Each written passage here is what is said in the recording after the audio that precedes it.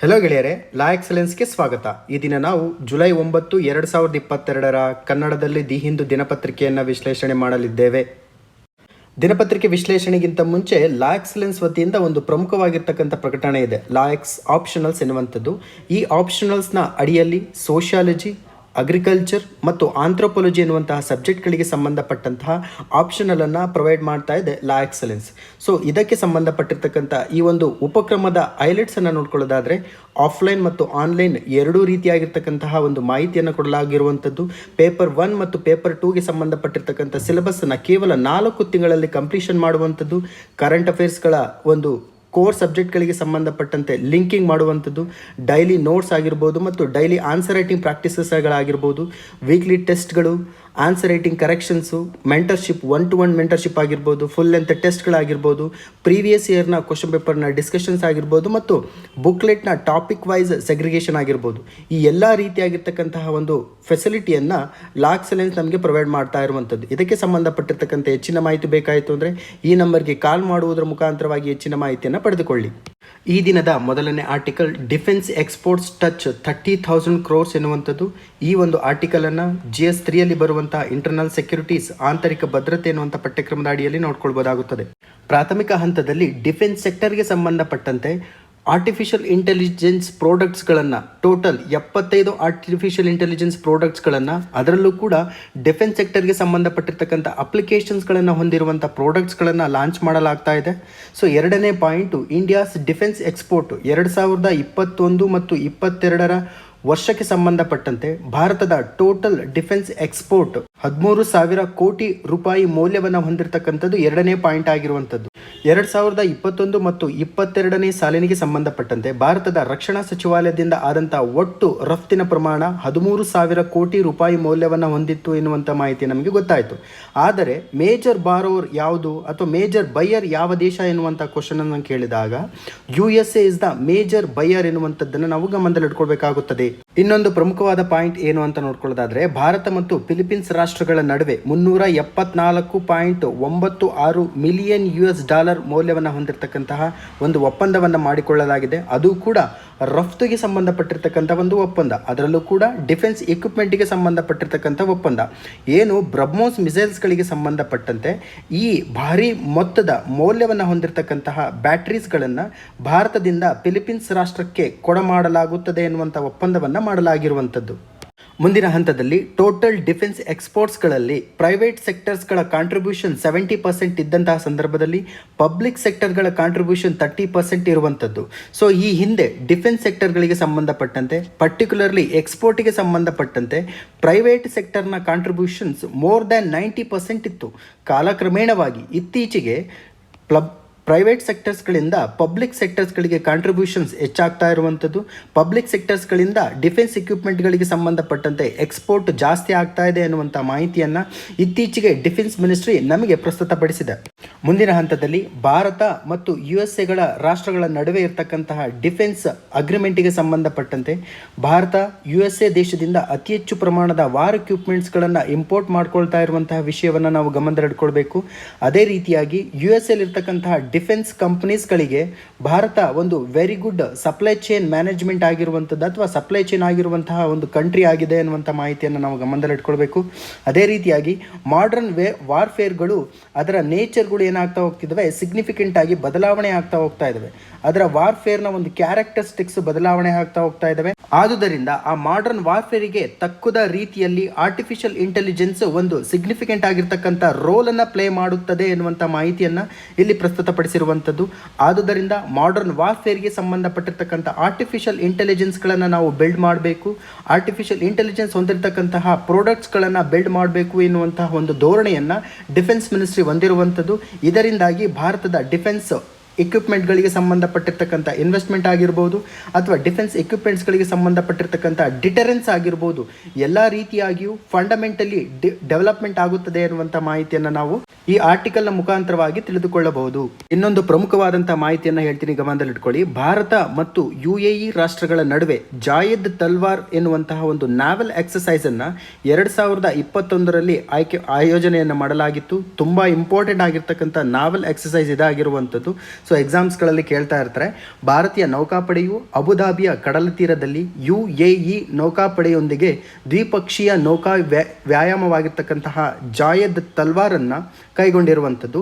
ಇದರಲ್ಲಿ ಭಾರತದ INS ಕೊಚ್ಚಿ ಮತ್ತು MK-42B ಎನ್ನುವಂತಹ ಹೆಲಿಕಾಪ್ಟರ್ಗಳು ಕೂಡ ಆಯೋಜನೆಯನ್ನು ಅಥವಾ ಪಾಲ್ಗೊಂಡಿರುವಂತಹ ಒಂದು ಮಾಹಿತಿಯನ್ನು ನಾವು ಗಮನದಲ್ಲಿಟ್ಕೊಳ್ಬೇಕಾಗುತ್ತದೆ. ತುಂಬ ಇಂಪಾರ್ಟೆಂಟ್ ಆಗಿರ್ತಕ್ಕಂಥ ಮಾಹಿತಿ ಇದಾಗಿದೆ. ಮುಂದುವರಿದಂತೆ ಕಾಮೆಂಟ್ ಸೆಕ್ಷನಲ್ಲಿ ಸ್ಯಾಂಟ್ ಮಿಸೈಲ್ ಅಂದರೆ ಸ್ಟ್ಯಾಂಡ್ ಆಫ್ ಆ್ಯಂಟಿ ಟ್ಯಾಂಕ್ ಮಿಸೈಲನ್ನು ಇತ್ತೀಚೆಗೆ ಯಾವ ರಾಷ್ಟ್ರವು ಯಶಸ್ವಿಯಾಗಿ ಪರೀಕ್ಷೆಗೆ ಒಳಪಡಿಸಿದೆ ಎನ್ನುವಂತಹ ಒಂದು ಮಾಹಿತಿಯನ್ನು ಕಾಮೆಂಟ್ ಮುಖಾಂತರವಾಗಿ ಸರಿಯಾದ ಉತ್ತರವನ್ನು ತಿಳಿಸಿ. ಮುಂದಿನ article farmer Japan PM Abe assassinated ಎನ್ನುವಂಥದ್ದು. ಈ ಒಂದು ಆರ್ಟಿಕಲನ್ನು GS2 ಅಲ್ಲಿ ಬರುವಂತಹ ಇಂಟರ್ನ್ಯಾಷನಲ್ ರಿಲೇಷನ್ಶಿಪ್ ಎನ್ನುವಂತಹ ಪಠ್ಯಕ್ರಮದ ಅಡಿಯಲ್ಲಿ ನೋಡ್ಕೊಳ್ಬೋದಾಗುತ್ತದೆ. Suspect said he had gone grudge against Abe over his links with particular organisation say police ಎನ್ನುವಂಥದ್ದು. ನೋಡಿ, ಭಾರತ ಮತ್ತು ಜಪಾನ್ನ ರಿಲೇಷನ್ಶಿಪ್ಪನ್ನು ನೋಡ್ಕೊಂಡಂತಹ ಸಂದರ್ಭದಲ್ಲಿ ಒಂದು ಸಿಗ್ನಿಫಿಕೆಂಟ್ ಸ್ಟೆಪ್ಪನ್ನು, ಒಂದು ಅತ್ಯುನ್ನತವಾಗಿರ್ತಕ್ಕಂಥ ಮೈಲಿಗಲ್ಲನ್ನು ಭಾರತ ಮತ್ತು ಜಪಾನ್ ದೇಶಗಳ ನಡುವೆ, ಅದರಲ್ಲೂ ಕೂಡ ರಾಜತಾಂತ್ರಿಕವಾಗಿರ್ತಕ್ಕಂಥ ಸಂಬಂಧವನ್ನು ಬೆಳೆಸುವಲ್ಲಿ ಶಿಂಜೋ ಅಬೆ ಅವರ ಪಾತ್ರ ಪ್ರಮುಖವಾಗಿರುವಂಥದ್ದು.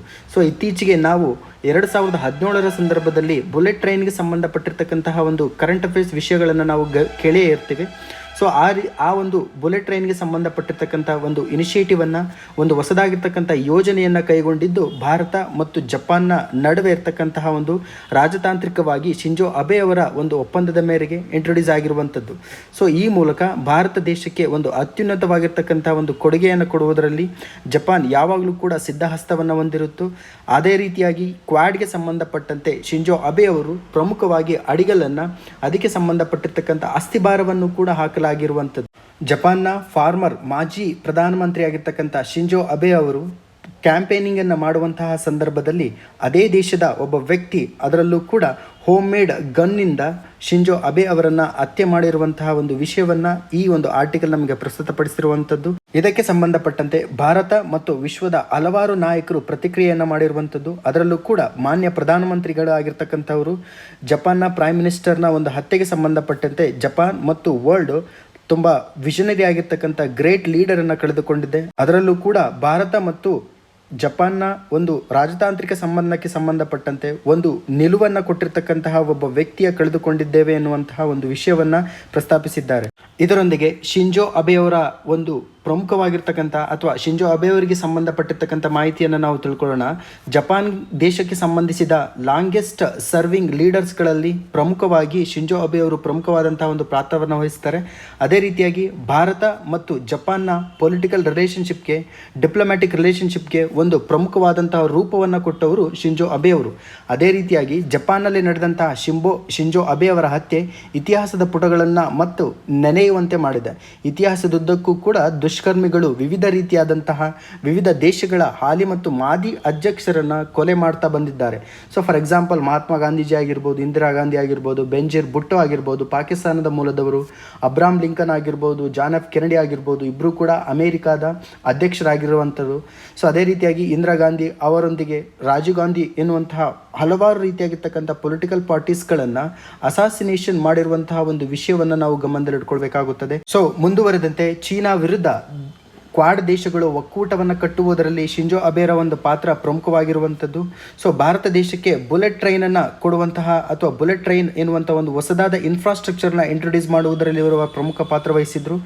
ಭಾರತ ಮತ್ತು ಚೀನಾದ ರಿಲೇಷನ್ಶಿಪ್ಗೆ ಸಂಬಂಧಪಟ್ಟಂತೆ ಗಡಿಭಾಗದ ಸಮಸ್ಯೆಗಳು ಎದುರಾದಂತಹ ಸಂದರ್ಭದಲ್ಲಿ ಶಿಂಜೋ ಅಬೆ ಅವರ ಒಂದು ಪಾತ್ರ, ಅವರ ಒಂದು ಸಹಕಾರ ಭಾರತ ದೇಶಕ್ಕೆ ಯಾವಾಗಲೂ ಕೂಡ ಪಾಸಿಟಿವ್ ಆಗಿತ್ತು ಎನ್ನುವಂಥ ಮಾಹಿತಿಯನ್ನು ನಾವು ತಿಳ್ಕೊಳ್ಬೇಕು. ಏಷ್ಯಾ ವಲಯದಲ್ಲಿ ಭಾರತದ ಪ್ರಾಮುಖ್ಯತೆಯನ್ನು ಗುರುತಿಸಿದಂತಹ ಮೊಟ್ಟ ಮೊದಲ ನಾಯಕ ಯಾರು ಅಂತ ನೋಡ್ಕೊಳ್ಳೋಂಥ ಸಂದರ್ಭದಲ್ಲಿ ಶಿಂಜೋ ಅಬೆ ಅವರದ್ದು. ಅದೇ ರೀತಿಯಾಗಿ ಭಾರತದ ಜೊತೆಗಿನ ಸಂಬಂಧವನ್ನು ಮೇಲ್ಸ್ತರಕ್ಕೆ ಕೊಂಡೊಯ್ದಿದ್ದಂತಹ ಒಬ್ಬ ಅಬೆ ಅವರ ಒಂದು ಹತ್ಯೆ ಆಗಿರುವಂಥದ್ದು ಒಂದು ವಿಷಾದಕರ. ಶಿಂಜೋ ಅಬೆ ಅವರು ಭಾರತಕ್ಕೆ ಕೊಟ್ಟಿರ್ತಕ್ಕಂಥ ಈ ಅವಿರತವಾಗಿರ್ತಕ್ಕಂಥ ಸೇವೆಯನ್ನು ಗಮನದಲ್ಲಿಟ್ಟುಕೊಂಡು ಭಾರತ ದೇಶ, ಭಾರತ ಸರ್ಕಾರ ಇವರಿಗೆ ಪದ್ಮವಿಭೂಷಣವನ್ನು ಕೂಡ ಕೊಟ್ಟಿರುವಂಥದ್ದು. ಮುಂದಿನ ಆರ್ಟಿಕಲ್ ಬೀಟಿಂಗ್ ದ ಹೀಟ್ ಎನ್ನುವಂಥದ್ದು. ಈ ಒಂದು ಆರ್ಟಿಕಲನ್ನು GS3 ಅಲ್ಲಿ ಬರುವಂತಹ conservation, environment pollution, degradation, environmental impact assessment ಎನ್ನುವಂಥ ಪಠ್ಯಕ್ರಮದ ಅಡಿಯಲ್ಲಿ ನೋಡ್ಕೊಳ್ಬೋದಾಗುತ್ತದೆ. ಸೊ ಕಂಪ್ಲೀಟಾಗಿ ಈ ಒಂದು ಆರ್ಟಿಕಲ್ ಭಾರತ ದೇಶದಲ್ಲಿ ಫೈನಾನ್ಷಿಯಲ್ ಇನ್ಸ್ಟಿಟ್ಯೂಟ್ಸ್ಗಳು, ಅದರಲ್ಲೂ ಕೂಡ ಎಫೆಕ್ಟಿವ್ ಕೂಲಿಂಗ್ ಪ್ಲಾನ್ಸ್ಗಳಿಗೆ ಸಂಬಂಧಪಟ್ಟಂತಹ ಫೈನಾನ್ಷಿಯಲ್ ಇನ್ಸೆಂಟಿವ್ಸ್ಗಳನ್ನು ಭಾರತ ದೇಶ ಪ್ಲಾನ್ ಮಾಡಬೇಕು ಎನ್ನುವಂಥ ವಿಷಯಕ್ಕೆ ಸಂಬಂಧಪಟ್ಟಂತೆ ಈ ಒಂದು ಆರ್ಟಿಕಲ್ ಪ್ರಸ್ತುತಪಡಿಸುವಂತಹ ಒಂದು ಮಾಹಿತಿಯನ್ನು ನಾವು ಗಮನದಲ್ಲಿಟ್ಕೊಳ್ಬೇಕಾಗುತ್ತದೆ. ಇಲ್ಲಿ ಪ್ರಮುಖವಾಗಿ ಕೂಲಿಂಗ್ ಪ್ಲಾನ್ಸ್ಗಳನ್ನು ಎಫೆಕ್ಟಿವ್ ಆಗಿ ಇಂಪ್ಲಿಮೆಂಟ್ ಮಾಡೋದಕ್ಕೋಸ್ಕರ ಫೈನಾನ್ಷಿಯಲ್ ಇನ್ಸೆಂಟಿವ್ಸ್ಗಳನ್ನು ಭಾರತ ಇಂಟ್ರೊಡ್ಯೂಸ್ ಮಾಡಬೇಕು ಎನ್ನುವಂಥ ಮಾಹಿತಿಯನ್ನು. ಸೊ ಈ ಮೂಲಕ ಪ್ಲಾನೆಟ್ ಟೆಂಪ್ರೇಚರ್ಸ್ಗಳು ಜಾಸ್ತಿ ಆಗ್ತಾ ಇದ್ದಾವೆ, ಅಂದರೆ ಗ್ರಹದ ಒಂದು ತಾಪಮಾನ, ಜಾಗತಿಕ ತಾಪಮಾನ ಹೆಚ್ಚಾಗ್ತಾ ಇರುವಂಥದ್ದು. ಇಂತಹ ಸಂದರ್ಭದಲ್ಲಿ ಇದಕ್ಕೆ ಪ್ರಮುಖವಾದ ಕಾರಣವನ್ನು ಹುಡ್ಕೊಂಡಂಥ ಸಂದರ್ಭದಲ್ಲಿ ಪಳೆಯುಳಿಕೆ ಇಂಧನಗಳು, ಫೋಸಿಲ್ ಫ್ಯೂಯಲ್ಸ್ಗಳು ಪ್ರಮುಖವಾದ ಕಾರಣವನ್ನು ಹೊಂದಿದ್ದಾವೆ ಎನ್ನುವಂಥದ್ದನ್ನು ಈ ಒಂದು ಬ್ಯಾಕ್ ಡ್ರಾಪ್ನ ಹಿನ್ನೆಲೆಯಲ್ಲೇ ನೋಡ್ಕೊಳ್ಬೋದಾಗುತ್ತದೆ. ಸೊ ಅದೇ ರೀತಿಯಾಗಿ ಈ ಹೆಚ್ಚು ಪ್ರಮಾಣದ ಫಾಸಿಲ್ ಫ್ಯೂಯಲ್ಸ್ಗಳನ್ನು ಬಳಸಿಕೊಳ್ಳುವುದರ ಮೂಲಕ ಕ್ಲೈಮೇಟ್ ಚೇಂಜ್ ಆಗುವುದರ ಜೊತೆಗೆ ವೆದರ್ ಪ್ಯಾಟ್ರನ್ಸ್ಗಳು ಕೂಡ ಎಲ್ಲ ಪ್ರದೇಶದಲ್ಲೂ ಕೂಡ ಬದಲಾವಣೆ ಆಗ್ತಾ ಇದೆ. ಆದುದರಿಂದ ಕೂಲಿಂಗ್ ಪ್ಲಾನ್ಸ್ಗಳಿಗೆ ಸಂಬಂಧಪಟ್ಟಂತೆ ಭಾರತ ಪ್ರಮುಖವಾದಂಥ ಒಂದು ನಿಲುವನ್ನು ತೆಗೆದುಕೊಳ್ಳಬೇಕು ಮತ್ತು ಫೈನಾನ್ಷಿಯಲ್ ಇನ್ಸೆಂಟಿವ್ಸ್ಗಳನ್ನು ತೆಗೆದುಕೊಳ್ಳಬೇಕು ಎನ್ನುವಂತಹ ಒಂದು ಮಾಹಿತಿಯನ್ನು ಇಲ್ಲಿ ಪ್ರಸ್ತುತಪಡಿಸಿರುವಂಥದ್ದು. ಅದೇ ರೀತಿಯಾಗಿ ಇನ್ನೊಂದು ಪ್ರಮುಖವಾದಂಥ ಮಾಹಿತಿಯನ್ನು ಹೇಳ್ತೀನಿ, ಸರಿಯಾಗಿ ನೋಟ್ ಡೌನ್ ಮಾಡ್ಕೊಳ್ಳಿ. ಸೊ ಪ್ರತಿ ವರ್ಷ ಎನ್ವಿರಾನ್ಮೆಂಟಲ್ ಪರ್ಫಾರ್ಮೆನ್ಸ್ ಇಂಡೆಕ್ಸ್ EPI ಅಂತೇಳಿ ಕರಿತೇವೆ. ಸೊ ಈ ಎನ್ವಿರಾನ್ಮೆಂಟ್ ಪರ್ಫಾರ್ಮೆನ್ಸ್ ಇಂಡೆಕ್ಸನ್ನು ಪ್ರತಿ ವರ್ಷವೂ ಕೂಡ ಪ್ರಸ್ತುತಪಡಿಸಲಾಗುತ್ತದೆ. ಸೊ ಇದರಲ್ಲಿ ಭಾರತ, ಇಂಡಿಯಾದ ಸ್ಕೋರು ತುಂಬಾ ಕಳಪೆ ಮಟ್ಟದಲ್ಲಿರುವಂಥದ್ದನ್ನು ನಾವು ಗಮನಿಸ್ಕೊಳ್ಬೋದಾಗುತ್ತದೆ. ಕೊನೆಯ ಸ್ಥಾನವನ್ನು ಹೊಂದಿರುವಂತಹ ಒಂದು ಸ್ಥಾನವನ್ನು ಭಾರತ ಹೊಂದಿದೆ. ಆದರೆ ಮೊದಲ ಸ್ಥಾನವನ್ನು ಯಾವ ದೇಶ ಹೊಂದಿದೆ ಎನ್ನುವಂಥ ಮಾಹಿತಿ ನಮಗೆ ಇಂಪಾರ್ಟೆಂಟ್ ಆಗ್ತದೆ. ಸೊ ಡೆನ್ಮಾರ್ಕ್ ದೇಶ ಎನ್ವಿರಾನ್ಮೆಂಟ್ ಪರ್ಫಾರ್ಮೆನ್ಸ್ ಇಂಡೆಕ್ಸ್, ಕನ್ನಡದಲ್ಲಿ ಅದನ್ನು ಪರಿಸರ ಕಾರ್ಯದಕ್ಷತೆ ಸೂಚ್ಯಂಕ ಅಂತೇಳಿ ಕರಿತೀವಿ.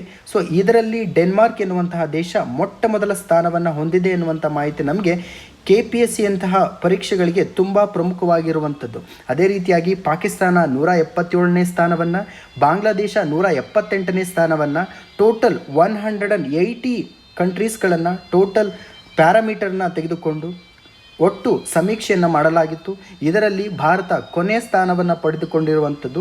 ಆದುದರಿಂದ ಪರಿಸರವನ್ನು, ಅದರಲ್ಲೂ ಕೂಡ ಅದರ ಕಾರ್ಯದಕ್ಷತೆಯನ್ನು ಹೆಚ್ಚು ಮಾಡುವುದರಲ್ಲಿ ಕೊನೆಯ ಸ್ಥಾನವನ್ನು ಪಡೆದುಕೊಂಡಿದೆ ಎನ್ನುವಂಥದ್ದನ್ನು ಅಮೆರಿಕಾದ ಅಧ್ಯಯನ ಸಂಸ್ಥೆಗಳು ಪ್ರಸ್ತುತಪಡಿಸಿರುವಂಥದ್ದು. ಇತ್ತೀಚಿನ ದಿನಗಳಲ್ಲಿ ಭಾರತ ದೇಶ ಅನಾಮಲಸ್ ಆಗಿರ್ತಕ್ಕಂಥ ವೆದರ್ ಕಂಡೀಷನನ್ನು ಮತ್ತು ಅಲಾರಾಮಿಂಗ್ ಫ್ರೀಕ್ವೆನ್ಸಿಯನ್ನು ಹೊಂದಲಾಗ್ತಾ ಇದೆ.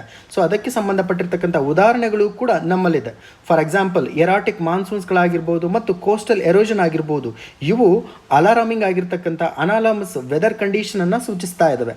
ಅದೇ ರೀತಿಯಾಗಿ ಇತ್ತೀಚೆಗೆ ರೀಸೆಂಟ್ ಚೇಂಜಸ್ಗಳನ್ನು ನಾವು ನೋಡ್ಕೊಂಡಂತಹ ಸಂದರ್ಭದಲ್ಲಿ ಇದೊಂದು ಹಾಸ್ಯಾಸ್ಪದವಾಗಿರ್ತಕ್ಕಂಥ ಮಾಹಿತಿಯಾಗಿದೆ. ಸೊ ಪಬ್ಲಿಕ್ ವೆದರ್ ಡೇಟಾವನ್ನು ನಾವು ಅನಾಲಿಸಿಸ್ ಮಾಡಿದಂತಹ ಸಂದರ್ಭದಲ್ಲಿ ಲಾಸ್ಟ್ ಹಾಫ್ ಸೆಂಚುರಿಯಲ್ಲಿ ಸೆಂಟರ್ ಫಾರ್ ಸೈಂಟಿಫಿಕ್ ಆ್ಯಂಡ್ ಎನ್ವಿರಾನ್ಮೆಂಟ್ನ ಒಂದು ಮಾಹಿತಿಯ ಪ್ರಕಾರ ಭಾರತ ದೇಶದಲ್ಲಿ ಅವರೇಜ್ ಟೆಂಪ್ರೇಚರ್ ಡ್ಯೂರಿಂಗ್ ಮಾನ್ಸೂನ್ ಟೈಮಲ್ಲಿ ಆದಂಥ ಅವರೇಜ್ ಟೆಂಪ್ರೇಚರನ್ನು ಇಂಡಿಯಾ ಸೈನ್ಸ್ ಆ್ಯಂಡ್ ಎನ್ವಿರಾನ್ಮೆಂಟ್ ಎನ್ನುವಂಥ ಒಂದು ಸಂಸ್ಥೆ ಪ್ರಸ್ತುತಪಡಿಸ್ತಾ ಇದೆ. ಇದರಲ್ಲಿ ಸಮ್ಮರ್ ಮಂತ್ಸ್ಗೆ ಸಂಬಂಧಪಟ್ಟಂತೆ ಹೆಚ್ಚಾಗಿರುವಂಥದ್ದು ಜೂನ್ನಿಂದ ಸೆಪ್ಟೆಂಬರ್ ಸಮಯದ ಅವಧಿಯಲ್ಲಿರ್ತಕ್ಕಂಥ temperature higher than the summer months ಎನ್ನುವಂಥದ್ದು. ಅಂದರೆ ಬೇಸಿಗೆ ಕಾಲಕ್ಕೆ ನಾವು ಹೋಲಿಕೆ ಮಾಡಿದಂತಹ ಸಂದರ್ಭದಲ್ಲಿ ಮಾನ್ಸೂನ್ ಮಂತಲ್ಲಿರ್ತಕ್ಕಂಥ ಅವರೇಜ್ ಟೆಂಪ್ರೇಚರ್ ಹೆಚ್ಚಾಗಿದೆ. ಮಾರ್ಚ್ ಮೇಲಿರುವಂತಹ ಬೇಸಿಗೆ ಟೆಂಪ್ರೇಚರು ಜೂನ್ ಸೆಪ್ಟೆಂಬರ್ನಲ್ಲಿರ್ತಕ್ಕಂಥ ಮಾನ್ಸೂನ್ ಟೆಂಪ್ರೇಚರ್ಗಳಿಗೆ ಹೋಲಿಕೆ ಮಾಡಿದಂತಹ ಸಂದರ್ಭದಲ್ಲಿ ಮಾನ್ಸೂನ್ ಮಂತಲ್ಲಿರ್ತಕ್ಕಂಥ ಅವರೇಜ್ ಟೆಂಪ್ರೇಚರ್ ಅತಿ ಹೆಚ್ಚಾಗಿದೆ ಎನ್ನುವಂಥದ್ದನ್ನು centre for science and environment ಸಂಸ್ಥೆ ನಮಗೆ ಪ್ರಸ್ತುತಪಡಿಸ್ತಾ ಇರುವಂಥದ್ದು. ಇದೊಂದು ಪ್ಯಾರಾಡಾಕ್ಸಿಕಲ್ ಆಗಿರ್ತಕ್ಕಂತಹ ಒಂದು ವಿಚಾರವಾಗಿದೆ. ರೀಸೆಂಟಾಗಿ ಬಂದಿರತಕ್ಕಂಥ ಮಾಹಿತಿ ನಮಗೆ ತುಂಬ ಪ್ರಮುಖವಾಗಿರುವಂಥದ್ದು. ಆದುದರಿಂದ ಇಂತಹ ಮಾಹಿತಿಯನ್ನು ನಾವು ಮುಖ್ಯ ಪರೀಕ್ಷೆಯಲ್ಲಿ ಪ್ರಸ್ತುತಪಡಿಸಬಹುದಾಗಿದೆ. ಇದಕ್ಕೆ ಪ್ರಮುಖವಾಗಿರ್ತಕ್ಕಂಥ ಒಂದು ಉದಾಹರಣೆಯನ್ನು, ಇಲ್ಲಸ್ಟ್ರೇಷನ್ ಅನ್ನು ಕೊಡ್ತೇನೆ. 1950ರ ಸಂದರ್ಭದಲ್ಲಿ, ಅಂದರೆ 1950ರಿಂದ 1980ರ ಸಂದರ್ಭದಲ್ಲಿ ಮಾನ್ಸೂನ್ ಟೆಂಪ್ರೇಚರು ಸಮ್ಮರ್ ಟೆಂಪ್ರೇಚರನ್ನು ನಾವು ಹೋಲಿಕೆ ಮಾಡಿದಂತಹ ಸಂದರ್ಭದಲ್ಲಿ ಸಮ್ಮರ್ ಟೆಂಪ್ರೇಚರ್ಗಿಂತ ಮಾನ್ಸೂನ್ ಟೆಂಪ್ರೇಚರ್ 0.3 ಡಿಗ್ರಿ ಸೆಲ್ಸಿಯಸ್ನಷ್ಟು ಹೆಚ್ಚಾಗಿರುವಂತಹ ಒಂದು ಟೆಂಪ್ರೇಚರನ್ನು ಹೊಂದಲಾಗಿತ್ತು 1950ರಿಂದ 1980ರಲ್ಲಿ ಎನ್ನುವಂಥ ಮಾಹಿತಿ ನಾವು ಗಮನದಲ್ಲಿಟ್ಕೊಳ್ಬೇಕು. ಅದೇ ರೀತಿಯಾಗಿ ಮುಂದುವರಿದ ಕ್ರಮದಲ್ಲಿ ಅಥವಾ ಉಪಕ್ರಮದ ರೀತಿಯಲ್ಲಿ ನೋಡ್ಕೊಂಡಂತಹ ಸಂದರ್ಭದಲ್ಲಿ 2012ರಿಂದ 2021ರಲ್ಲಿ 0.4% ಡಿಗ್ರಿ ಸೆಲ್ಸಿಯಸ್ ಟೆಂಪ್ರೇಚರ್ ಹೆಚ್ಚಾಗಿದೆ. ಅದರಲ್ಲೂ ಕೂಡ ಮಾನ್ಸೂನ್ ಟೆಂಪ್ರೇಚರ್ ಮತ್ತು ಸಮ್ಮರ್ ಟೆಂಪ್ರೇಚರ್ಗೆ ನಾವು ಕಂಪ್ಯಾರಿಸನ್ ಮಾಡಿದಂತಹ ಸಂದರ್ಭದಲ್ಲಿ. ಅದೇ ರೀತಿಯಾಗಿ IMD ಇಂಡಿಯನ್ ಮೀಟ್ರಲಾಜಿಕಲ್ ಡಿಪಾರ್ಟ್ಮೆಂಟ್ ಪ್ರಸ್ತುತಪಡಿಸಿರುವಂತಹ ಈ ಒಂದು ಮಾಹಿತಿಯ ಮುಖಾಂತರ 1901ರಿಂದ 2020ರ ಸಂದರ್ಭದಲ್ಲಿ 0.62 ಡಿಗ್ರಿ ಸೆಲ್ಸಿಯಸ್ನಷ್ಟು ಟೆಂಪ್ರೇಚರ್ ಇಂಟ್ರೊಡ್ಯೂಸ್ ಆಗಿರುವಂಥದ್ದು, ಇನ್ಕ್ರೀಸ್ ಆಗಿರುವಂತಹ ಒಂದು ಮಾಹಿತಿಯನ್ನು ಇಲ್ಲಿ ಪ್ರಸ್ತುತಪಡಿಸಿರುವಂಥದ್ದು. ಸೊ ಇದೇ ರೀತಿಯಾಗಿ ಮಾನ್ಸೂನ್ ಟೆಂಪ್ರೇಚರ್ ಮತ್ತು ಸಮ್ಮರ್ ಟೆಂಪ್ರೇಚರ್ಗೆ ಈ ರೀತಿಯಾಗಿರ್ತಕ್ಕಂಥ ಲಾಂಗ್ ಡಿಸ್ಟೆನ್ಸಿವ್ ಡಿಫ್ರೆನ್ಸನ್ನು ಹೊಂದಲಾಗಿದೆ. ಅದರಲ್ಲೂ ಕೂಡ ಇಂಡಿಯನ್ ಮೀಟ್ರಲಾಜಿಕಲ್ ಡಿಪಾರ್ಟ್ಮೆಂಟ್ ಪ್ರಸ್ತುತಪಡಿಸಿರುವಂಥದ್ದು ಲಾಂಗ್ ಗ್ಯಾಪನ್ನು ಹೊಂದಿದೆ ಅನ್ನುವಂಥ ಮಾಹಿತಿ ನಾವು ಗಮನದಲ್ಲಿಟ್ಕೊಳ್ಬೇಕು. ಮುಂದಿನ ಹಂತದಲ್ಲಿ ಜನವರಿ ಮತ್ತು ಫೆಬ್ರವರಿಯ ನಡುವೆ ಇರತಕ್ಕಂಥ ವಿಂಟರ್, ಅದರೊಂದಿಗೆ ಪೋಸ್ಟ್ ಮಾನ್ಸೂನ್ ಪ್ರದೇಶ ಸಮಯವಾಗಿರ್ತಕ್ಕಂಥ ಅಕ್ಟೋಬರ್ ಮತ್ತು ಡಿಸೆಂಬರ್ ನಡುವೆ ಇರ್ತಕ್ಕಂಥ ಟೆಂಪ್ರೇಚರು, ಇವೆರಡರ ನಡುವೆ ಇರತಕ್ಕಂತಹ ಅವರೇಜ್ ಆಲ್ ಇಂಡಿಯಾ ಟೆಂಪ್ರೇಚರನ್ನು ನಾವು ನೋಡಿದಂತಹ ಸಂದರ್ಭದಲ್ಲಿ ಇವು ಕೂಡ ಹೈಯರ್ ದ್ಯಾನ್ ಮಾನ್ಸೂನ್ ಮತ್ತು ಸಮ್ಮರ್ ಟೆಂಪ್ರೇಚರ್ ಎನ್ನುವಂಥ ಮಾಹಿತಿ ಅತಿ ಹೆಚ್ಚು ಗಮನ ಹರಿಸುವಂಥ ಮಾಹಿತಿಯಾಗಿದೆ. ಇನ್ನೊಂದು ಸಲ ಹೇಳ್ತೀನಿ, ಸರಿಯಾಗಿ ಗಮನದಲ್ಲಿಟ್ಕೊಳ್ಳಿ. ಸಮ್ಮರ್ ಟೆಂಪ್ರೇಚರು ಮತ್ತು ಮಾನ್ಸೂನ್ ಟೆಂಪ್ರೇಚರ್ಸ್ಗಳಿಂದ ಪೋಸ್ಟ್ ಮಾನ್ಸೂನ್ ಟೆಂಪ್ರೇಚರು ಮತ್ತು ವಿಂಟರಲ್ಲಿರ್ತಕ್ಕಂತಹ ಟೆಂಪ್ರೇಚರು ಅತಿ ಹೆಚ್ಚಾಗಿದೆ ಎನ್ನುವಂಥ ಮಾಹಿತಿಯಲ್ಲಿ ನಮಗೆ ತೋರಿಸ್ತಾ ಇರುವಂಥದ್ದು. ಅವರೇಜ್ ಡೈಲಿ ಮ್ಯಾಕ್ಸಿಮಮ್ ಟೆಂಪ್ರೇಚರನ್ನು ನಾರ್ತ್ ವೆಸ್ಟರ್ನ್ ಸ್ಟೇಟ್ಸ್ಗಳಲ್ಲಿ ನೋಡಿದಂತಹ ಸಂದರ್ಭದಲ್ಲಿ, ಅದು ಯಾವ ತಿಂಗಳಲ್ಲಿ, ಮಾರ್ಚ್ ತಿಂಗಳಲ್ಲಿ ನೋಡಿದಾಗ 30.7 ಡಿಗ್ರಿ ಸೆಲ್ಸಿಯಸ್ನಷ್ಟು ಇತ್ತು.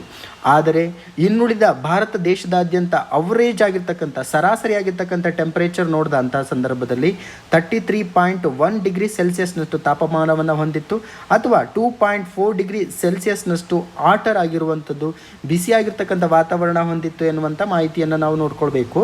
So the average daily temperature minimum ಆಗಿರ್ತಕ್ಕಂಥ ಟೆಂಪ್ರೇಚರನ್ನು ನಾವು ನೋಡಿದಂಥ ಸಂದರ್ಭದಲ್ಲಿ 4.9 ಡಿಗ್ರಿ ಸೆಲ್ಸಿಯಸ್ನಷ್ಟು ಡಿಫ್ರೆನ್ಸಸ್ಸನ್ನು ನಮಗೆ ಕಾಣ್ತಾ ಇದೆ ಎನ್ನುವಂಥ ಮಾಹಿತಿ. ಸೊ ಈ ಮೂಲಕ ಸೆಂಟ್ರಲ್ ಇಂಡಿಯಾದ ನಾರ್ಮಲ್ ಮ್ಯಾಕ್ಸಿಮಮ್ ಟೆಂಪ್ರೇಚರನ್ನು ನೋಡಿದಾಗ 2 ಡಿಗ್ರಿಯಿಂದ 7 ಡಿಗ್ರಿ ಸೆಲ್ಸಿಯಸ್ನಷ್ಟು ವೇರಿ ಆಗ್ತಾ ಇದೆ, ಹೈಯರ್ ಆಗ್ತಾ ಇದೆ. ಮುಂದುವರೆದಂತೆ ಸೌತ್ ಪೆನಿನ್ಸುಲಾರ್ ಇಂಡಿಯಾದ ನಾರ್ಮಲ್ ಟೆಂಪ್ರೇಚರನ್ನು ನೋಡಿದಾಗ ಇವುಗಳನ್ನು ನಾವು ನಾರ್ತ್ ವೆಸ್ಟ್ ಇಂಡಿಯಾಗೆ ಕಂಪೇರ್ ಮಾಡಿದಾಗ 4ರಿಂದ 10 ಡಿಗ್ರಿ ಸೆಲ್ಸಿಯಸ್ನಷ್ಟು ಮೌಲ್ಯವನ್ನು ಹೆಚ್ಚು ಆಗಿ ದಕ್ಷಿಣ ಭಾರತವು ಹೊಂದಿದೆ ಎನ್ನುವಂಥದ್ದನ್ನು ನಾವು ಗಮನದಲ್ಲಿಟ್ಕೊಳ್ಬೇಕು. ಸದರ್ನ್ ಪೆನಿನ್ಸುಲಾ ಇಂಡಿಯಾದ normal minimum temperature north west ಭಾಗದಲ್ಲಿರ್ತಕ್ಕಂಥ ಭಾಗವನ್ನು ನಾವು ನೋಡ್ಕೊಂಡಾಗ 4ರಿಂದ 10 ಡಿಗ್ರಿ ಸೆಲ್ಸಿಯಸ್ಗಿಂತಲೂ ಹೆಚ್ಚು ಡಿಫ್ರೆನ್ಸನ್ನು ಕಾಣ್ತಾ ಇದೆ ಎನ್ನುವಂಥ ಮಾಹಿತಿ. ಕೇವಲ ನಾವು ಟೆಂಪ್ರೇಚರ್ ರೈಸನ್ ಬಗ್ಗೆ ಮಾತನಾಡ್ತಾ ಇದ್ವಿ, ಆದರೆ ಟೆಂಪ್ರೇಚರ್ ರೈಸಸ್ಗಳಿಂದ ವನ್ಯಜೀವಿಗಳಿಗಾಗಿರ್ಬೋದು ಅಥವಾ ಜೀವಸಂಕುಲಗಳಿಗಾಗಿರ್ಬೋದು ಯಾವ ರೀತಿಯಾದಂಥ ತೊಂದರೆ ಆಗ್ತಾ ಇದೆ ಎನ್ನುವಂಥ ಮಾಹಿತಿಯನ್ನು ನಾವು ಎವಿಡೆನ್ಸ್ನ ಮುಖಾಂತರವಾಗಿ ಕಲೆ ಹಾಕೋಣ. 2015ರಿಂದ 2020 ಸಂದರ್ಭದಲ್ಲಿ ಟೋಟಲ್ ಆಗಿ 2137 ಜನ ಕೇವಲ ಹೀಟ್ ಸ್ಟ್ರೋಕಿಂದ ನಾರ್ತ್ ವೆಸ್ಟ್ ಇಂಡಿಯಾ ಭಾಗದಲ್ಲಿ, ಅಂದರೆ ನಾರ್ತ್ ವೆಸ್ಟ್ ಅಂದರೆ ವಾಯುವ್ಯ ಭಾಗ, ಭಾರತದ ವಾಯುವ್ಯ ಭಾಗದಲ್ಲಿ ಮರಣವನ್ನು ಹೊಂದಿದ್ದಂತಹ ಸಂದರ್ಭದಲ್ಲಿ ಸೌತ್ ಇಂಡಿಯಾಗೆ ನಾವು ಅಥವಾ ದಕ್ಷಿಣ ಭಾರತವನ್ನು ನಾವು ಕಂಪೇರ್ ಮಾಡಿದಂತಹ ಸಂದರ್ಭದಲ್ಲಿ 2444 ಡೆತ್ಸ್ಗಳಾಗಿದ್ದಾವೆ. ಅದರಲ್ಲೂ ಕೂಡ ಎನ್ವಿರಾನ್ಮೆಂಟಲ್ ಹೀಟಿಗೆ ಸಂಬಂಧಪಟ್ಟಂತೆ ಡೆತ್ಸ್ ಆಗಿರುವುದು. ಸೊ ಆಂಧ್ರ ಪ್ರದೇಶವನ್ನು ನಾವು ಅಕೌಂಟ್ ಮಾಡಿಕೊಂಡಂತಹ ಸಂದರ್ಭದಲ್ಲಿ, ಅದನ್ನು ನಾವು ಆಧಾರವಾಗಿ ತೆಗೆದುಕೊಂಡಂತಹ ಸಂದರ್ಭದಲ್ಲಿ ಅತಿ ಹೆಚ್ಚು ಪ್ರಮಾಣದ ಎನ್ವಿರಾನ್ಮೆಂಟಲ್ ಹೀಟ್ ಆಗಿರ್ಬೋದು ಅಥವಾ ಕ್ಯಾಶುಯಾಲಿಟೀಸ್ಗಳಾಗಿರ್ಬೋದು ಅತಿ ಹೆಚ್ಚು ಆಗಿರುವಂತಹ ಸ್ಟೇಟು ಆಂಧ್ರ ಪ್ರದೇಶವಾಗಿದೆ. ಈ ಮೂಲಕ ಹೀಟ್ ಸ್ಟ್ರೆಸ್ಗೆ ಮೇಜರ್ ಆಗಿರ್ತಕ್ಕಂಥ ಕಾಂಟ್ರಿಬ್ಯೂಷನ್ ಯಾವುದು ಕೊಡ್ತಾ ಇದೆ ಅನ್ನುವಂಥ ನೋಡ್ಕೊಂಡಂತಾದಾಗ ಅರ್ಬನ್ ಹೀಟನ್ನು ನಾವು ಕನ್ಸಿಡರ್ ಮಾಡಿದಂತಹ ಸಂದರ್ಭದಲ್ಲಿ ಅತಿ ಹೆಚ್ಚು ಪ್ರಮಾಣದ ಕಾಂಕ್ರೀಟ್ ಸರ್ಫೇಸ್ ಆಗಿರ್ಬೋದು, ಡೆನ್ಸ್ ಪಾಪ್ಯುಲೇಷನ್ಸ್ಗಳಾಗಿರ್ಬೋದು, ಇವೆರಡರ ಪ್ರಮುಖವಾದಂಥ ಕಾರಣದಿಂದಾಗಿ ಅರ್ಬನ್ ಹೀಟ್ ಎಸ್ಪೆಷಲಿ ಡೆವಲಪ್ಮೆಂಟ್ ಆಗ್ತಾ ಇದೆ, ಹೆಚ್ಚಾಗ್ತಾ ಇರುವಂಥದ್ದು. ಸೊ ನಾವು ರೂರಲ್ ಹ್ಯಾಬಿಟೇಷನ್ಸ್ಗಳಿಗೆ ಕಂಪೇರ್ ಮಾಡಿದಾಗ ಅರ್ಬನ್ ಹ್ಯಾಬಿಟೇಷನ್ಸ್ಗಳಲ್ಲಿ ಹೀಟ್ ಜಾಸ್ತಿ ಆಗ್ತಿರೋದಕ್ಕೆ ಪ್ರಮುಖವಾದಂಥ ಕಾರಣವನ್ನು ಇಲ್ಲಿ ಪ್ರಸ್ತುತಪಡಿಸಿರುವಂಥದ್ದು. ಸೊ ಇವೆಲ್ಲ ಕಾರಣವನ್ನು ಆಧಾರವಾಗಿ ಇಟ್ಕೊಂಡು ಗುಜರಾತ್ ಸರ್ಕಾರ ಹೀಟ್ ಆಕ್ಷನ್ ಪ್ಲಾನ್ ಎನ್ನುವಂಥ ಒಂದು ಹೊಸದಾಗಿರ್ತಕ್ಕಂಥ ಯೋಜನೆಯನ್ನು ಇಂಟ್ರೊಡ್ಯೂಸ್ ಮಾಡಲಾಗಿತ್ತು. ಸೊ ಈ ಮೂಲಕ ನ್ಯಾಷನಲ್ ಡಿಸಾಸ್ಟರ್ ಮ್ಯಾನೇಜ್ಮೆಂಟ್ ಅಥಾರಿಟಿ ತುಂಬ ಇಂಪಾರ್ಟೆಂಟ್ ಆಗಿರ್ತಕ್ಕಂಥ ಇದೊಂದು ಅಥಾರಿಟಿಯನ್ನು ನಾವು ನೆನಪಿಟ್ಕೊಳ್ಬೇಕು. ನ್ಯಾಷನಲ್ ಡಿಸಾಸ್ಟರ್ ಮ್ಯಾನೇಜ್ಮೆಂಟ್ ಅಥಾರಿಟಿ ಅಂತೇಳಿ ಕರಿತೀವಿ. ರಾಷ್ಟ್ರೀಯ ಪ್ರಾಕೃತಿಕ ವಿಕೋಪ ನಿರ್ವಹಣಾ ಪ್ರಾಧಿಕಾರ ಅಂತೇಳಿ ಕರಿತೇವೆ. ಇದೊಂದು ರಾಷ್ಟ್ರೀಯ ಮಟ್ಟದ ಪ್ರಾಧಿಕಾರವಾಗಿರುವಂಥದ್ದು. ಸೊ ಈ ಮೂಲಕ ಭಾರತ ದೇಶದಾದ್ಯಂತ 28 ಹೀಟ್ ಪ್ರೋನ್ ಸ್ಟೇಟ್ಸ್ಗಳಲ್ಲಿ 23 ಸ್ಟೇಟ್ಸ್ಗಳಲ್ಲಿ ನ್ಯಾಷನಲ್ ಡಿಸಾಸ್ಟರ್ ಮ್ಯಾನೇಜ್ಮೆಂಟ್ ಅಥಾರಿಟಿ ತನ್ನ ಕಾರ್ಯವನ್ನು, ತನ್ನ ಹೀಟ್ ಆ್ಯಕ್ಷನ್ ಪ್ಲ್ಯಾನನ್ನು ಇಂಟ್ರೊಡ್ಯೂಸ್ ಮಾಡಿರುವಂಥದ್ದು. ಸೊ ಈ ಮೂಲಕ ಪಬ್ಲಿಕ್ಸ್ಗಳಿಗೆ ಸಂಬಂಧಪಟ್ಟಂತೆ ಹೆಚ್ಚು ಕೇರನ್ನು ಮಾಡ್ತಾ ಇರುವಂತಹ ಒಂದು ಮಾಹಿತಿಯನ್ನು ನ್ಯಾಷನಲ್ ಡಿಸಾಸ್ಟರ್ ಮ್ಯಾನೇಜ್ಮೆಂಟ್ ಅಥಾರಿಟಿ ಕೈಗೊಳ್ತಾ ಇರುವಂಥದ್ದು. ಅದರಲ್ಲೂ ಎಲ್ಲಿ 28 ಹೀಟ್ ಪ್ರೋನ್ ಸ್ಟೇಟ್ಸ್ಗಳಲ್ಲಿ 23 ಹೀಟ್ ಪ್ರೋನ್ ಸ್ಟೇಟ್ಸ್ಗಳನ್ನು ಆಯ್ದುಕೊಂಡು ಬಿಲ್ಟ್ ಎನ್ವಿರಾನ್ಮೆಂಟ್ಸ್, ಅದಕ್ಕೆ ಸಂಬಂಧಪಟ್ಟಂತೆ ಸ್ಟ್ರೆಸ್ಸನ್ನು ಕಡಿಮೆ ಮಾಡಬೇಕು ಎನ್ನುವಂಥ ವಿಷಯಕ್ಕೆ ಸಂಬಂಧಪಟ್ಟಂತೆ ಎನ್ವಿರಾನ್ಮೆಂಟನ್ನು ಬಿಲ್ಡ್ ಮಾಡ್ತಾ ಇದೆ. ಈ ಮೂಲಕ material that keeps indoors cooler, ಮನೆ ಒಳಾಂಗಣ ಆಗಿರ್ಬೋದು ಅಥವಾ ಕಚೇರಿ ಒಳಾಂಗಣ ಆಗಿರ್ಬೋದು, ಅವುಗಳ ಒಳಗಡೆ ಕೂಲ್ ಮಾಡುವಂತಹ ಅಥವಾ ತಂಪು ವಾತಾವರಣವನ್ನು ಸೃಷ್ಟಿ ಮಾಡುವಂತಹ ಮೆಟೀರಿಯಲ್ಸ್ಗಳು. ಈ ಮೂಲಕ ಈಟ್ ವೇವ್ಸ್ಗಳು ಬಂದಂತಹ ಸಂದರ್ಭದಲ್ಲಿ ಅರ್ಲಿ ವಾರ್ನಿಂಗ್ ಸಿಸ್ಟಮನ್ನು ಕೊಡುವಂತಹ ಒಂದು ವಿಷಯವನ್ನು, ಹೀಟ್ ಸ್ಟ್ರೋಕನ್ನು ಹೊಂದಿರತಕ್ಕಂಥ ಪೇಷಂಟ್ಸ್ಗಳಿಗೆ ಸಂಬಂಧಪಟ್ಟಂತೆ ಸರಿಯಾದ ಇನ್ಫ್ರಾಸ್ಟ್ರಕ್ಚರನ್ನು ಫೆಸಿಲಿಟಿ ಮಾಡುವಂಥದ್ದು, ಹೆಲ್ತ್ ಇನ್ಫ್ರಾಸ್ಟ್ರಕ್ಚರನ್ನು ಫೆಸಿಲಿಟಿಯನ್ನು ಕೊಡುವಂತಹ ಒಂದು ಇನಿಷಿಯೇಟಿವನ್ನು ನ್ಯಾಷನಲ್ ಡಿಸಾಸ್ಟರ್ ಮ್ಯಾನೇಜ್ಮೆಂಟ್ ಅಥಾರಿಟಿ ತೆಗೆದುಕೊಂಡಿರುವಂಥದ್ದು. ಈ ಮೂಲಕ ಭಾರತ ದೇಶದಾದ್ಯಂತ, ಅದರಲ್ಲೂ ಕೂಡ ಎಸ್ಪೆಷಲ್ ಆಗಿ ನಾವು ಗ್ರಾಮೀಣ ಭಾರತದಲ್ಲಿ ಈ ರೀತಿಯಾದಂತಹ ಕೂಲಿಂಗ್ ಟರ್ಮ್ಸ್ಗಳನ್ನು, ಈ ರೀತಿಯಾಗಿರ್ತಕ್ಕಂಥ ಕೂಲಿಂಗ್ ಇನ್ಫ್ರಾಸ್ಟ್ರಕ್ಚರನ್ನು ನಾವು ಡೆವಲಪ್ಮೆಂಟ್ ಮಾಡಬೇಕು. ಇದಕ್ಕೆ ಸಂಬಂಧಪಟ್ಟಂತೆ ಭಾರತ ಅತಿ ಹೆಚ್ಚು ಪ್ರಮಾಣದ ಇನ್ಫ್ರಾಸ್ಟ್ರಕ್ಚರನ್ನು ಮತ್ತು ಹೌಸಿಂಗ್ ವೇವ್ಸ್ಗಳನ್ನು ರೆಕಗ್ನೈಸ್ ಮಾಡಿ ಈ ಎನ್ವಿರಾನ್ಮೆಂಟಿಂದ ಅಥವಾ ಹೀಟಿಂಗ್ ವೇವಿಂದ ಕ್ರಿಯೇಟ್ ಆಗಿರ್ತಕ್ಕಂಥ ವಾರ್ಮಿಂಗ್ ಎನ್ವಿರಾನ್ಮೆಂಟಿಂದ ರೂರಲ್ ಇಂಡಿಯಾವನ್ನು ಪ್ರೊಟೆಕ್ಟ್ ಮಾಡಬೇಕು. ಅದಕ್ಕೋಸ್ಕರ ಭಾರತ ಇದಕ್ಕೆ ಸಂಬಂಧಪಟ್ಟಂತೆ ಫೈನಾನ್ಷಿಯಲ್ ಇನ್ಸೆಂಟಿವ್ಸ್ಗಳನ್ನು ಡೆವಲಪ್ಮೆಂಟ್ ಮಾಡಬೇಕು.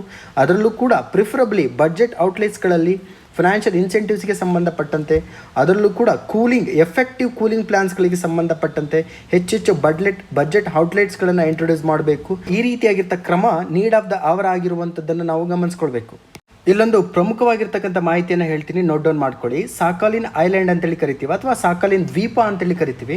ಇದು ಇತ್ತೀಚೆಗೆ ಇಂಪಾರ್ಟೆಂಟ್ ಪರ್ಸನಾಲಿಟೀಸ್ ಆಗಿರ್ಬೋದು ಅಥವಾ ಇಂಪಾರ್ಟೆಂಟ್ ಪ್ಲೇಸಸ್ಗಳಾಗಿರ್ಬೋದು. ಸೊ ಆ ಒಂದು ಕಂಟೆಕ್ಸ್ನ ಅಡಿಯಲ್ಲಿ ನೋಡ್ಕೊಳ್ಬೋದು, ಇದು ರಷ್ಯಾ ದೇಶದಲ್ಲಿ ಲಯ ಆಗಿರುವಂಥದ್ದು. ಸೊ ಸಾಕಾಲಿನ್ ದ್ವೀಪ ಎನ್ನುವಂಥದ್ದು ಜಪಾನ್ನ ಉತ್ತರದಲ್ಲಿರುವಂಥ ರಷ್ಯಾಗೆ ಸಂಬಂಧಪಟ್ಟಿರ್ತಕ್ಕಂಥ ದ್ವೀಪವಾಗಿದೆ. ಇತ್ತೀಚೆಗೆ ರಷ್ಯಾ ಈ ದ್ವೀಪದಲ್ಲಿ ಅರಣ್ಯ ಯೋಜನೆಯನ್ನು, ಫಾರೆಸ್ಟ್ ಪ್ಲಾನನ್ನು ಇಂಟ್ರೊಡ್ಯೂಸ್ ಮಾಡಿರುವಂಥದ್ದು ನಮಗೆ ಇಂಪಾರ್ಟೆಂಟ್ ಆಗಿರುವಂಥದ್ದು.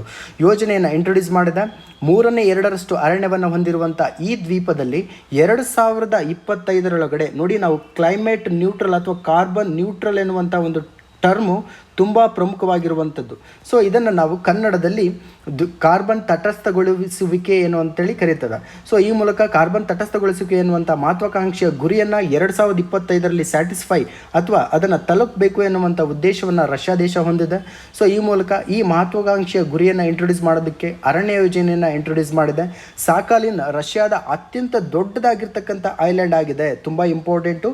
ಸಾಕಾಲಿನ್ ಐಲ್ಯಾಂಡ್ ಇದು ಈ ರಷ್ಯಾಸ್ ಲಾರ್ಜೆಸ್ಟ್ ಐಲ್ಯಾಂಡ್ ಆಗಿರುವಂಥದ್ದು ಜಪಾನಿನ ದ್ವೀಪ ಸಮೂಹದ ಉತ್ತರ ಭಾಗದಲ್ಲಿದೆ. ಇದು ಓಕೋಟ್ಸ್ಕಾ ಸಮುದ್ರ ಮತ್ತು ಜಪಾನ್ ಸಮುದ್ರದ ನಡುವೆ ಪೆಸಿಫಿಕ್ ಸಾಗರದಲ್ಲಿ ಲಯ ಆಗಿರುವಂತಹ ಒಂದು ಮಾಹಿತಿಯನ್ನು ನಾವು ಗಮನದಲ್ಲಿಟ್ಕೊಳ್ಬೇಕು. ತುಂಬ ಇಂಪಾರ್ಟೆಂಟ್ ಆಗಿರ್ತಕ್ಕಂಥದ್ದು. ಮುಂದಿನ article, RBI cautions states to reduce borrowings ಎನ್ನುವಂಥದ್ದು. ಈ ಒಂದು ಆರ್ಟಿಕಲನ್ನು GS 3ಯಲ್ಲಿ ಬರುವಂಥ ಇಂಡಿಯನ್ ಎಕಾನಮಿ ಎನ್ನುವಂಥ ಪಠ್ಯಕ್ರಮದ ಅಡಿಯಲ್ಲಿ ನೋಡ್ಕೊಳ್ಬೋದು.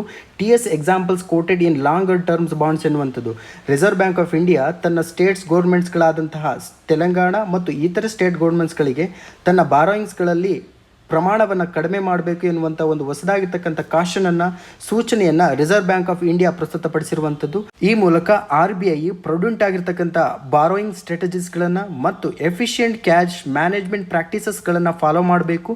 ಈ ಮೂಲಕ ಇಂಡಿಯನ್ ಎಕಾನಮಿಯಲ್ಲಿ ಮ್ಯಾಕ್ರೋ ಎಕನಾಮಿಕ್ ಸಿನಾರಿಯೋಸ್ಗಳನ್ನು ಡಿಸ್ಕಸ್ ಮಾಡುವುದರ ಮುಖಾಂತರವಾಗಿ ಪ್ರೊಟೆಕ್ಟ್ ಮಾಡಬೇಕು ಎನ್ನುವಂತಹ ಒಂದು ವಿಷಯವನ್ನು ಮೀಟಿಂಗ್ನ ಮುಖಾಂತರವಾಗಿ, ಅದರಲ್ಲೂ ಕೂಡ ಫ್ರಾನ್ಸ್ ಸೆಕ್ರೆಟರೀಸ್ಗಳ ಒಂದು ಆಯೋಜನೆಯ ಅಡಿಯಲ್ಲಿ ಆದಂತಹ ಒಂದು ಮೀಟಿಂಗ್ಸ್ನಲ್ಲಿ ಪ್ರಸ್ತುತಪಡಿಸಿರುವಂಥದ್ದು. ಈ ಮೂಲಕ RBI ದೇಶದಲ್ಲಿರ್ತಕ್ಕಂಥ ಎಕಾನಮಿಯನ್ನು, ಎಸ್ಪೆಷಲಿ ಮ್ಯಾಕ್ರೋ ಎಕನಾಮಿಕ್ ಸಿನಾರಿಯೋವನ್ನು ರೆಗ್ಯುಲೇಟ್ ಮಾಡ್ತಕ್ಕಂಥ ಒಂದು ಅತ್ಯುನ್ನತವಾಗಿರ್ತಕ್ಕಂಥ ಸಂಸ್ಥೆಯಾಗಿದೆ. ಮುಂದಿನ article, differences over Russia dominate G20 meeting ಎನ್ನುವಂಥದ್ದು. ಈ ಆರ್ಟಿಕಲನ್ನು GS 2ಅಲ್ಲಿ ಬರುವಂಥ ಇಂಟರ್ನ್ಯಾಷನಲ್ ರಿಲೇಷನ್ಶಿಪ್ ಎನ್ನುವಂಥ ಪಠ್ಯಕ್ರಮದ ಅಡಿಯಲ್ಲಿ ನೋಡ್ಕೊಳ್ಬೋದಾಗುತ್ತದೆ. Divisions among the countries were visible as the US and Russia blamed each other for the crisis ಎನ್ನುವಂಥದ್ದು. ಸೊ ಈ ಮೂಲಕ G20 ಮೀಟಿಂಗ್ಸ್ಗಳಿಗೆ ಸಂಬಂಧಪಟ್ಟಂತೆ ರಷ್ಯಾಗೆ ಸಂಬಂಧಪಟ್ಟಿರ್ತಕ್ಕಂಥ ಸ್ಯಾಂಕ್ಷನ್ಸ್ಗಳಾಗಿರ್ಬೋದು ಅಥವಾ ಇತರೆ ರಾಷ್ಟ್ರಗಳೊಂದಿಗೆ, ಪರ್ಟಿಕ್ಯುಲರ್ ಆಗಿ ವೆಸ್ಟರ್ನ್ ಕಂಟ್ರೀಸ್ಗಳ ಹೊಂದಿರತಕ್ಕಂಥ ಡಿಫ್ರೆನ್ಸಸ್ಗಳು ಪ್ರಮುಖವಾದಂತಹ ಮಾಹಿತಿಯ ಅಥವಾ ಡಿಸ್ಕಷನ್ ಮಾಡುವಂಥ ಒಂದು ಪ್ರಮುಖವಾದಂಥ ಸಬ್ಜೆಕ್ಟ್ ಆಗಿದೆ, ವಿಷಯವಾಗಿದೆ ಎನ್ನುವಂಥದ್ದನ್ನು ಈ ಒಂದು ಆರ್ಟಿಕಲ್ ನಮಗೆ ಪ್ರಸ್ತುತಪಡಿಸ್ತಾ ಇದೆ. G20 ಫಾರಿನ್ ಮಿನಿಸ್ಟರ್ಸ್ಗಳ ಮೀಟಿಂಗ್ನಲ್ಲಿ ಈ ಒಂದು ಪ್ರಸ್ತಾಪ ಬಂದಿರುವಂಥದ್ದು. ಸೊ ಈ ಮೂಲಕ G20 ಮೀಟಿಂಗ್ಸ್ ಇಂಡಿಕೇಟ್ ಮಾಡಿರುವಂಥ ಒಂದು ಪ್ರಮುಖವಾದ ಮಾಹಿತಿಯನ್ನು ಎಮರ್ಜಿಂಗ್ ಡಿಫರೆನ್ಸಸ್ ವಿತ್ G20ಸ್ಗಳಿಗೆ ಅನುಕೂಲವಾಗುವ ರೀತಿಯಲ್ಲಿ, ಅದರಲ್ಲೂ ಕೂಡ ರಷ್ಯಾವನ್ನು ಅಕ್ಯೂಸ್ಡ್ ರೀತಿಯಲ್ಲಿ ಕಾಣಬೇಕು ಎನ್ನುವಂತಹ ಒಂದು ಮಾಹಿತಿಯನ್ನು ಯುನೈಟೆಡ್ ಸ್ಟೇಟ್ಸ್ ಆಫ್ ಅಮೆರಿಕ ಮತ್ತು ಯುರೋಪ್ ರಾಷ್ಟ್ರಗಳು ಪ್ರಸ್ತುತಪಡಿಸಿರುವಂಥದ್ದು. ಮುಂದಿನ ಹಂತದಲ್ಲಿ ಯುನೈಟೆಡ್ ಸ್ಟೇಟ್ಸ್ ಆಫ್ ಅಮೇರಿಕಾ ರಷ್ಯಾವನ್ನು ಬ್ಲೇಮ್ ಮಾಡುವುದರ ಮೂಲಕ ಗ್ಲೋಬಲ್ ಫುಡ್ ಸೆಕ್ಯೂರಿಟಿಗೆ ಸಂಬಂಧಪಟ್ಟಂತೆ ರಷ್ಯಾವನ್ನು ಬ್ಲೇಮ್ ಮಾಡಿರುವಂಥದ್ದು ಯುನೈಟೆಡ್ ಸ್ಟೇಟ್ಸ್ ಆಫ್ ಅಮೇರಿಕಾ. ಇದರೊಂದಿಗೆ ಅತ್ಯುನ್ನತವಾಗಿರ್ತಕ್ಕಂಥ ಪ್ರಮುಖವಾದ ಮಾಹಿತಿಯನ್ನು ನಾವು ನೋಡ್ಕೊಳ್ಳೋದಾದರೆ G20 ಮೀಟಿಂಗನ್ನು ಈ 2022ರಲ್ಲಿ ಇಂಡೋನೇಷ್ಯಾದ ಬಾಲಿ ಎನ್ನುವಂತಹ ಪ್ಲೇಸಲ್ಲಿ ನಡೆಸಲಾಗುವಂಥದ್ದು. ಸೊ ಈಗಾಗಲೇ 2022ರಲ್ಲಿ G20 ಮೀಟಿಂಗಿಗೆ ಸಂಬಂಧಪಟ್ಟಿರ್ತಕ್ಕಂಥ ಪ್ಲೇಸಸ್ಸನ್ನು ನಾವು ಸರಿಯಾಗಿ ಗಮನದಲ್ಲಿಟ್ಕೊಂಡ್ವಿ. ಆದರೆ 2023ರಲ್ಲಿ G20ಗೆ ಸಂಬಂಧಪಟ್ಟಿರ್ತಕ್ಕಂತಹ ಮೀಟಿಂಗನ್ನು ಎಲ್ಲಿ ಆಯೋಜನೆ ಮಾಡಲಾಗುತ್ತದೆ ಅನ್ನುವಂಥ ಮಾಹಿತಿಯನ್ನು ನಾವು ತಿಳ್ಕೊಳ್ಬೇಕು. ಸೊ ಈ ಮೂಲಕ 2023ರಲ್ಲಿ ಭಾರತದಲ್ಲಿ G20 ಮೀಟಿಂಗನ್ನು ಹೆಲ್ಡ್ ಮಾಡಲಾಗುತ್ತಿದೆ ಎನ್ನುವಂಥ ಮಾಹಿತಿಯನ್ನು ನಾವು ಗಮನದಲ್ಲಿಟ್ಕೊಳ್ಬೇಕು. ಮುಂದುವರೆದಂತೆ G20 ಕಂಟ್ರೀಸ್ಗಳ ಒಂದು ಗುಂಪಿನ ಬಗ್ಗೆ ಅಥವಾ ಇದೊಂದು ಪ್ರಾದೇಶಿಕ ಆರ್ಗನೈಸೇಷನ್ ಬಗ್ಗೆ, ಇನ್ಫಾರ್ಮಲ್ ಗ್ರೂಪಿನ ಬಗ್ಗೆ ಮಾಹಿತಿಯನ್ನು ತಿಳ್ಕೊಳ್ಬೇಕು. ಸೊ ಇದರಲ್ಲಿ ಟೋಟಲ್ 19 ಮೆಂಬರ್ ಕಂಟ್ರೀಸ್ಗಳಿದ್ದಾವೆ. ಅದರೊಂದಿಗೆ ಒಂದು ಯೂನಿಯನ್ ಕೂಡ ಇದೆ, ಅದನ್ನು ನಾವು ಯುರೋಪಿಯನ್ ಯೂನಿಯನ್ ಅಂತೇಳಿ ಕರಿತೀವಿ, ತುಂಬ ಪ್ರಮುಖವಾಗಿರುವಂಥದ್ದು. ಸೊ ಇದಕ್ಕೆ ಸಂಬಂಧಪಟ್ಟಂತೆ IMF ಮತ್ತು ವರ್ಲ್ಡ್ ಬ್ಯಾಂಕು ಎರಡೂ ಕೂಡ ಅಂತಾರಾಷ್ಟ್ರೀಯವಾಗಿರ್ತಕ್ಕಂಥ ಹಣಕಾಸು ಸಂಸ್ಥೆಗಳಾಗಿದ್ದಾವೆ. ಇವು ಕೂಡ G20ಗೆ ಸಂಬಂಧಪಟ್ಟಂತೆ ರೆಪ್ರೆಸೆಂಟೇಟಿವ್ಸ್ಗಳಾಗಿ ರೋಲನ್ನು ಪ್ಲೇ ಮಾಡ್ತವೆ ಅನ್ನುವಂಥ ಮಾಹಿತಿ ನಮಗೆ ಇಂಪಾರ್ಟೆಂಟ್ ಆಗಿರುವಂಥದ್ದು. ಸೊ ಈ ಮೂಲಕ G20ಗೆ ಸಂಬಂಧಪಟ್ಟಂತೆ ಪರ್ಮನೆಂಟ್ ಆಗಿರ್ತಕ್ಕಂಥ ಹೆಡ್ ಕ್ವಾರ್ಟರ್ಸ್ಗಳು ಇರುವುದಿಲ್ಲ ಎನ್ನುವಂಥ ಮಾಹಿತಿ ಇಂಪಾರ್ಟೆಂಟ್ ಆಗುತ್ತೆ. ಸೊ ಲಾರ್ಜೆಸ್ಟ್ ಅಡ್ವಾನ್ಸ್ಡ್ ಮತ್ತು ಮೇಜರ್ ಎಮರ್ಜಿಂಗ್ ಎಕಾನಮೀಸ್ಗಳ ಒಂದು ಗುಂಪಾಗಿದೆ ಈ ಒಂದು G20 ಎನ್ನುವಂತಹ ಒಂದು ಮೆಂಬರ್ಶಿಪ್. 2022ರಲ್ಲಿ UPSCಯಲ್ಲಿ ಕೇಳಿರ್ತಕ್ಕಂಥ ಕ್ವಶನ್ನು ಪೀಕು, ಅದಕ್ಕೆ ಸಂಬಂಧಪಟ್ಟಿರ್ತಕ್ಕಂಥ ಮೌಂಟೇನ್ಸ್ಗಳನ್ನು ಸರಿಯಾಗಿ ಹೊಂದಿಸಲಾಗಿರುವಂಥದ್ದು. ಸೊ ಇದರಲ್ಲಿ ಸರಿಯಾದ ಉತ್ತರವನ್ನು ಯಾವುದು ಎನ್ನುವಂಥದ್ದನ್ನು ಕಾಮೆಂಟ್ ಮುಖಾಂತರವಾಗಿ ತಿಳಿಸಿ. ಸ್ನೇಹಿತರೆ, ಇದಾಗಿತ್ತು 9/7/2022 ಕನ್ನಡದಲ್ಲಿ ದಿ ಹಿಂದೂ ದಿನಪತ್ರಿಕೆಯ ವಿಶ್ಲೇಷಣೆ. ಇಲ್ಲಿ ಎಕ್ಸ್ಪ್ಲೇನ್ ಮಾಡಿರ್ತಕ್ಕಂಥ ಯಾವುದೇ ಆರ್ಟಿಕಲ್ ತಮಗೆ ಗೊತ್ತೇ ಆಗಿರ್ತಕ್ಕಂಥ ಸಂದರ್ಭದಲ್ಲಿ ಅಥವಾ ಗೊಂದಲವನ್ನು ಹೊಂದಿರತಕ್ಕಂಥ ಸಂದರ್ಭದಲ್ಲಿ ಕಾಮೆಂಟ್ ಮುಖಾಂತರವಾಗಿ ತಮ್ಮ ಗೊಂದಲವನ್ನು ಪ್ರಸ್ತುತಪಡಿಸಿ ತಮ್ಮ ಗೊಂದಲವನ್ನು ಬಗೆಹರಿಸ್ಕೊಳ್ಳಿ ಅಂತ ಹೇಳ್ತಾ ಎಲ್ಲರಿಗೂ ಒಳ್ಳೆಯದಾಗಲಿ, ಶುಭವಾಗಲಿ. Thank you.